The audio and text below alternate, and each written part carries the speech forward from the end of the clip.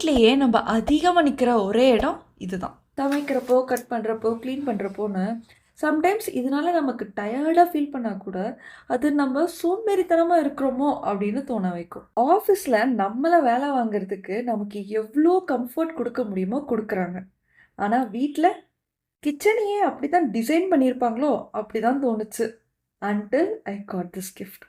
இது என்னோட மேரேஜ்க்கு என்னோட ஃப்ரெண்ட்ஸ் குடுத்தது. Such a thoughtful one.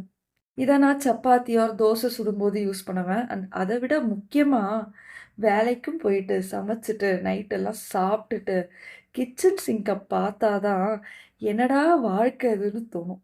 Already இருக்கிற டயர்ட்ல இன்னும் இத வேற நின்னுட்டு எல்லாத்தையும் வாஷ் பண்ணணுமா? கஷ்டமா இருக்கும்போது தான், இந்த மேரேஜ் கிஃப்ட் ஒரு ட்ரூ லைஃப் கிஃப்ட்டா தெரியும். இதனால நான் சோம்பேறியே ஆகல. என்னோட வேலைய இன்னும் கம்ஃபர்டபுளா செய்றேன்.